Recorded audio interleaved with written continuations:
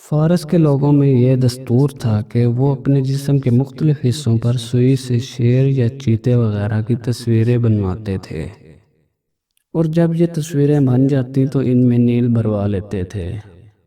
ایک دفعہ ایک شخص حجام کے پاس گیا اور اس نے کہا کہ میرے جسم پر ایک خوبصورت نقش بنا دے اور اپنی اجرت لے لے۔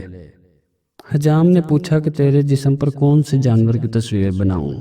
اس نے کہا کہ ایک غضبناک شیر کی، کیونکہ مجھے شیر سے نسبت ہے، میں ایک بہادر شخص ہوں۔ حجام نے کہا ٹھیک ہے، یہ بتاؤ کہ شیر کی صورت کس جگہ بناؤں؟ اس نے کہا کہ میرے شانے پر بنا دو، تاکہ رزم و بزم میں یہ میری ہمت کو بڑھائے اور عزم کو پختہ کرے۔ اتنی گفتگو کے بعد حجام نے سوئی سے اس شخص کا شانہ گودنا شروع کیا۔ جب اس کو سوئی کے چبھنے سے درد اور تکلیف ہوئی تو وہ بلبلا اٹھا اور حجام سے کہا، ارے تو نے تو مجھ کو مار ہی ڈالا، یہ تو کون سے جانور کی تصویر بنا رہا ہے؟ حجام نے کہا، صاحب آپ نے شیر کی تصویر گودنے کا حکم دیا ہے، وہی بنا رہا ہوں۔ اس شخص نے کہا، آخر تو نے شیر کا کون سا عضو پہلے بنانا شروع کیا ہے؟ حجام نے کہا، میں نے دم سے ابتدا کی ہے۔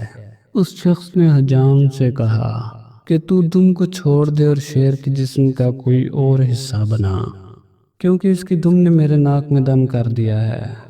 اگر شیر کی دم نہ بھی ہوئی تو کیا ہوا؟ حجام نے اب نقش کے دوسرے رخ پر سوئی چلانی شروع کی۔ اس شخص کو پھر تکلیف ہوئی تو اس نے چلا کر کہا، ارے اب تو شیر کا کون سا عضو بنا رہا ہے؟ حجام نے کہا، اے صاحب یہ تو صرف اس کا کان ہے۔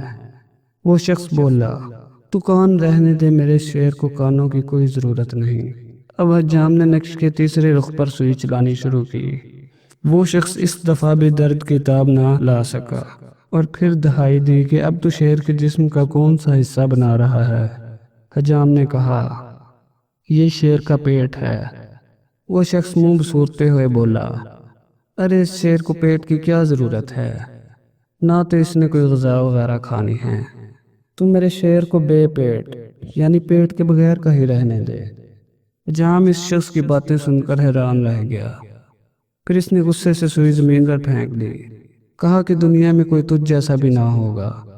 ارے میاں، بے دم، بے سر اور بے پیٹ کا شیر بھی آج تک کسی نے دیکھا ہے؟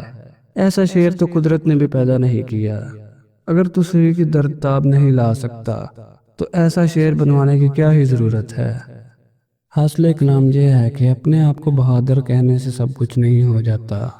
منزل پر پہنچنے کے لیے کانٹوں پر سے گزرنا پڑتا ہے۔